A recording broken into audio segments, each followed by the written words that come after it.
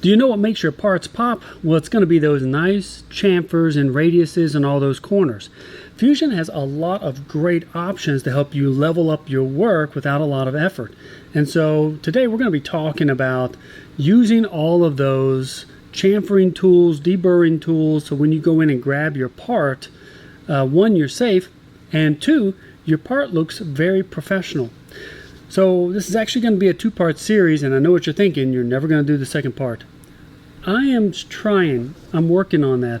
So the first one we're going to do today is going to be 2D and 3D deburring operations, including undercutting. These are going to be great for production runs when things need to be snappy and well chamfered, like a nice professional part.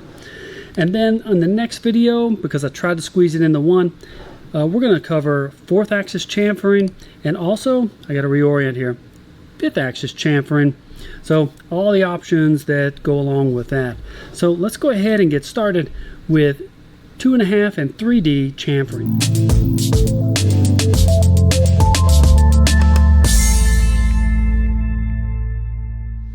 So when you open up Fusion in the manufacturing workspace, you're thinking, I am ready to start chamfering. You might want to punch the brakes a little bit right there. In the last video, we talked about model-centric or model-focused view to manufacturing. Fusion lends itself really well to that type of model-first manufacturing. So instead of defeaturing to go to CAM, leaving all those features there. There's a couple of different ways we're going to go about doing this.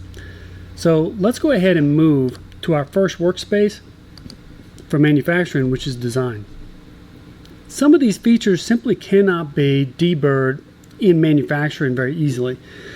So it needs to start here in the way we manufacture it. So the first thing I'm going to do is actually model in radiuses on every vertical corner. This also helps with lead in, lead outs, because then the tool will come kind of in and out of that pocket and roll off of that edge, which is really nice. So you get that broken edge, and that tool doesn't try to sit down on possibly some material as it goes in to do that pocket. Another thing it does is it creates all these as tangencies. And that way when you go in to select your operations, it immediately finds the loop and it breaks when there's no tangency, which saves you a lot of time when it comes to programming operations. What size radius should you use? If it's hardened steel, I might do 10 thousandths. If it's aluminum, sometimes I can get away with 5 or 7 thousandths. If it's plastic, sometimes I'll do up to 30, depending on the type of plastic. For this one, I'm going to say 10. We could do 7 or 5. That'll be just fine. Now we're going to say OK. So this part is kind of ready to go. The one thing I would like to do is all of these, we got counter bores, we got threaded holes, and we've got reamed holes. All of these get different size chamfers. So let's go ahead and go to our chamfer option and go ahead and get started with that. I'm going to select these because these are all going to be one size, because they're really just for making the part look good, and typically they have a heavier chamfer on counter bores. Yeah, you're putting screws in and out. If it's a small one, you're going to start dinging it up and things like that. I don't know why people do it, but they typically have a bigger chamfer. So those are 20 thousandths. That's about right. I'm going to say plus, and then I'm going to grab all these reamed ones. I'm going to say 0.015. That looks pretty good. And then for the tapped ones, well, these need to be able to be at least the size of the thread. A little more wouldn't hurt, but 30 thousandths, that'd be pretty good for that. Now we're going to say, okay, so now we got all of these holes with different size chamfers, and we got radiuses on all the corners. So what does that mean? We go to manufacturing, and we say we want to do a pass that finishes up the outside, and we want to use a 1/2 inch end mill to finish. So notice I selected that. He goes right around, and he breaks all of these edges where it looks really nice. Now that is just one level where you didn't have to deburr.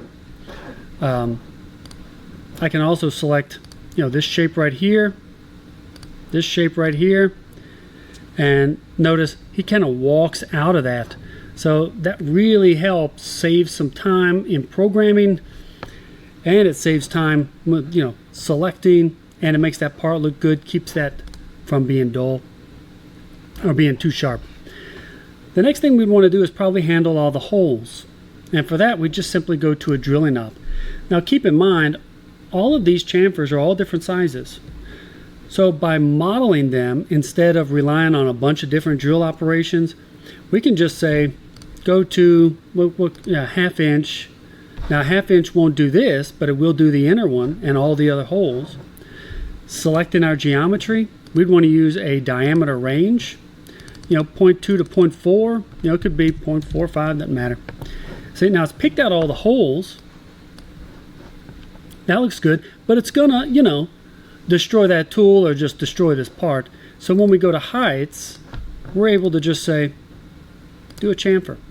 So it calculates that chamfer, that 45 degree, hitting that 45 degree chamfer. So he goes right to the top of all of them, regardless of what size chamfer that is.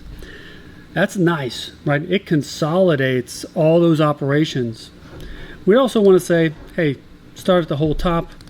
You could do 0, because that tool is going to start in the middle, and he's 45, so he's got lots of room in there to start there. But if you're a scaredy cat, you know, you can do 20 thousandths. That makes you feel good. Also, your cycle, you'd want to do drill in, wrap it out on these.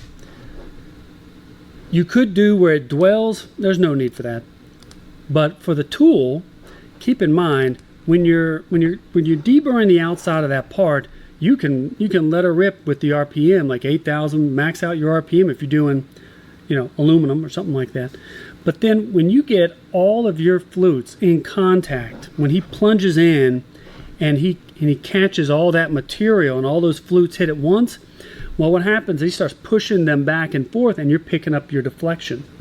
Even if you stub out your tool, he's probably going to chatter, you know, and ring like a bell. So the best thing you can do is, because you're engaging all those flutes at once, is drop down to 1,000, you know, if you're in aluminum, or even lower if you're in steel. So yeah, if you're doing the outside 8,000, 1,500 on the inside, let it peel that with a 1 or 2 thousandths chip load. Let it peel a nice steady chip where it curls it up and falls off, and that way it'll look beautiful when you're done. But yeah, if you go too fast, he's gonna make a bunch of racket. So that all looks good. All of that was chamfered. Of course, we didn't get that top edge there. Now, how could we go about doing that? Well, then we could go to 2D contour. Notice if I select a flat finishing tool and then go to passes, it says roughing, and immediately it jumps down and goes to multi-depths. But if I select a different tool and say I have this 1/4 inch 45 degree tool, it's my favorite chamfer tool right now, then I get this chamfer option. Now what do I want to put in for chamfer width if I select this top edge?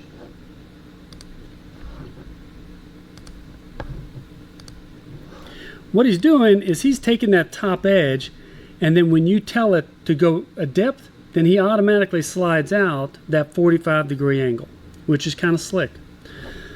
So the depth would need to be greater than that 20 thousandths.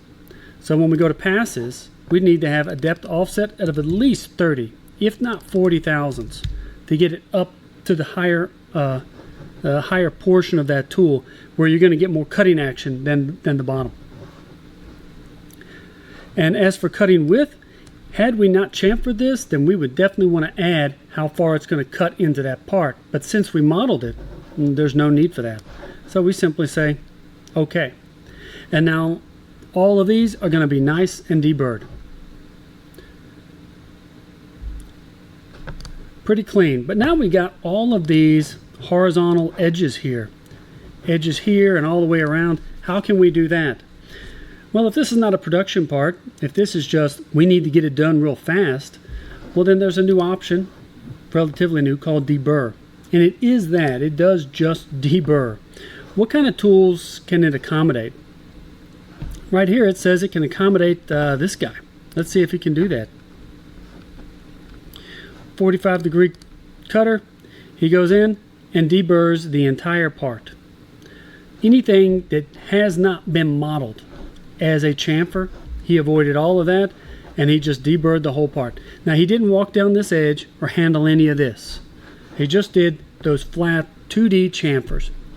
That's pretty slick, but it can do more. It's a little bit more powerful. Let's grab it again, deburr, and instead of saying a chamfer tool, let's add a ball mill. Now for ball mill, we still want to do a chamfer. We still want to do about 10 thousandths. Maybe we want to do multiple passes so it doesn't leave like a little bit of a scallop there. Let's say we do 2 passes. We also don't want it Zing up a bunch, right? So if you do multiple passes, let's see, where is it? There you go. It's going to Z up, I'd rather do a spiral, and then just say okay. Now when you tell it to use a ball mill, it's going to look at everything and try to chamfer everything it can get its tool onto, which does mean all of these hard to reach places are going to get deburred, but it also means all of these edges made by these chamfers, they're going to get deburred too. So there's a couple of ways you can get rid of those.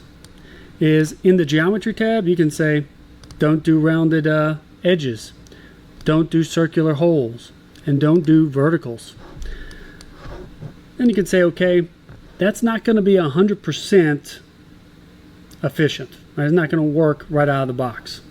So let's take a look and see what it ends up producing here. So that's not a terrible result. He's still trying to get some of these that are larger in diameter, but he still is kind of going around and cleaning that up. He's going to do a great job deburring all of those edges. Now for all the final things that I want to go through, I can just say geometry, exclude, say, hey, don't do this or this, and it shows you where he's deburring. You can still see the toolpath, so that's pretty slick. And then final, okay, and so that's going to do just a great job. Avoid all those things that have already been deburred and just go around and get some of those troublesome areas. So this ended up doing a really nice job, just kind of getting around all the edges. If you notice, he even deburred that. He went around here. Now he didn't get in here and do this edge, and he didn't do this edge, but there's a way around that. So let's go to 2D, and now here's probably the first one you lean on. He's 2D chamfer, and he does a really nice job. He's not perfect for every situation. So we're going to go ahead and grab our 45-degree tool, select our geometry, and then we're going to select this outer profile here. And then we're going to add a depth here, 40 thousandths. That's fine. And then on this, we want 10 thousandths. Notice that it has a chamfer clearance, which makes it different than just the 2D chamfer. So he's going to keep the shank of that tool 15 thousandths away from any of that geometry it could hit. So when we say okay, not only will he go around this edge, but he won't go all the way until he hits. He's going to immediately kind of make that little lead out there and avoid. So that's a nice little clean chamfer there. Now what if we wanted to do this and we want to have this set up where it uses a 45-degree cutter and does it quickly, mainly for production. So in that instance, we'd want to spend a little extra time programming.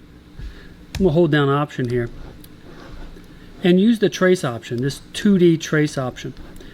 He's going to be left. I'm not going to set any of this yet because I'm going to have to feel him out just a little bit.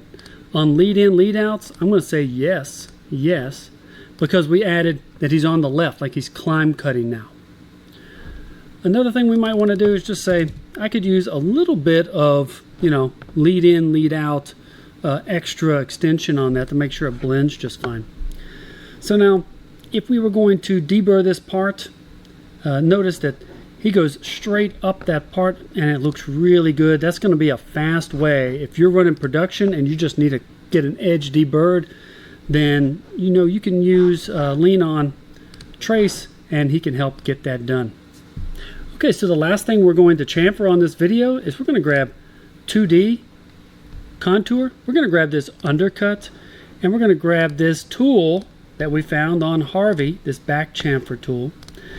And notice we're not going to get any chamfer options here, so we're going to have to use leave stock, and we're going to use it wrong. And we're going to say drop this by 10. Now drop this by 0.00. Let's do 10 on this, and drop this by negative 0.005. So he goes 5 thousandths below that, and then he's going to go in by 10 on the radius. And this, again, we're going to have to, you can break out a pencil and paper and start doing your math, but a lot of times you can just run the simulation and get an idea if you're breaking that edge by however much. We're looking for about a 5 thousandths chamfer, and so because he's 45, we dropped 10, or we dropped 5 and we went in 10, so that math checks out. He's going to go around and chamfer just the bottom of that. Make sure you get enough lead in, lead out. Watch that thing. Crank up your accuracy in here so you can see your model. Sometimes I'll hide the model just so I can see exactly the result we're getting here. Zoom in. Looks perfect. So that does it for the 2D, 3D chamfering strategies that are going to level up your work. Next week we're going to be talking about 4-axis strategies. Both doing patterns, doing wraps, using the deburr option for this, and then we'll also be doing the 5-axis options for all of those chamfer strategies. So you definitely want to tune in for that next video. That'll be coming out next week. So we appreciate you watching. If you got any questions or a suggestion for a video, just let me know. I really enjoy making these, and I hope they're of some value to you. And if they are, let me know. That'd be great. Take it easy.